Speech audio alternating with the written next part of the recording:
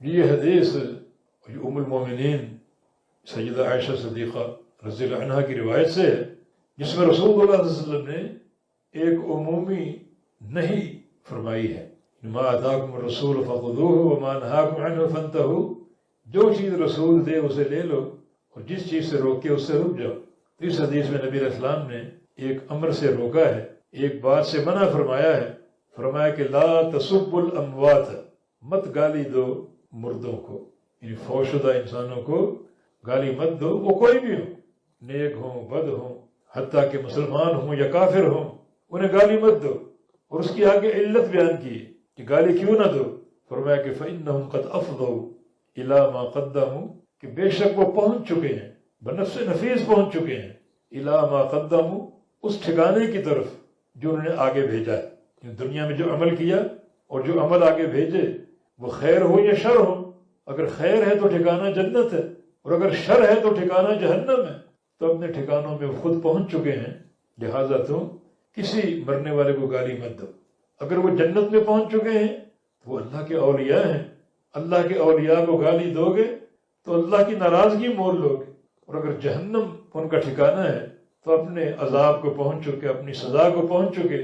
اب تمہارا گالی دینے کا کیا مقصد ہے؟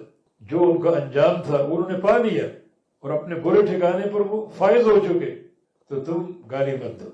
ہاں البتہ جو صالحین ہیں ان کے محاسن ذکر کرنے کی اجازت ہے، اذکروا محاسن موتاکم، کہ اپنے فوت شدگان کے محاسن ذکر کیا کرو۔ کیوں ذکر کرو؟ تاکہ ان کے محاسن لوگ سنیں اور وہ ان کو اپنانے کی کوشش کریں، کہ فلاں شخص متقی تھا، زاہد تھا، نمازوں کا پابند تھا، مجاہد تھا، روزے دار تھا، راتوں کو قیام کرتا تھا۔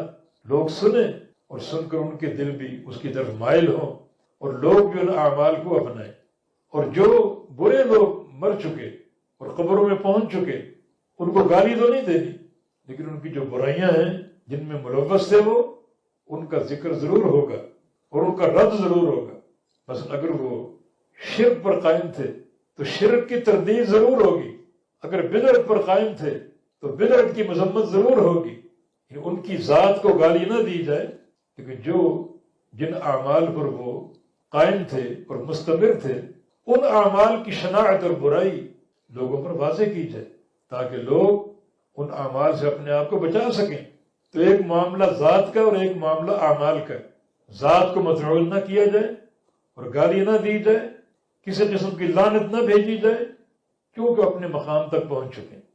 اگر وہ نیک ہے تو اللہ نے اس کو جنت دے دی، اور ایک جنتی انسان کو آپ گالی دیں گے تو اللہ تعالیٰ کی ناراضگی کا باعث ہوگا۔ اور اگر وہ برے ہیں تو اپنی سزا انہوں نے پا لی، اپنا ٹھکانہ انہوں نے پا لیا، تم ان کی ذات کو مطعون کیوں کرتے ہو؟ اس کا فائدہ بھی کوئی نہیں۔ ہاں البتہ صالحین کے محاسن بیان کرو، تاکہ لوگوں کے لیے وہ ایک نمونہ ثابت ہوں اور لوگ ان کو اپنانے کی کوشش کریں، اس مشن کو زندہ رکھنے کی کوشش کریں۔ اور اگر وہ شر پر قائم تھے، شرک و بدعت پر قائم تھے، تو شرک کی مذمت کی جائے گی اور بدعت کی مذمت کی جائے گی۔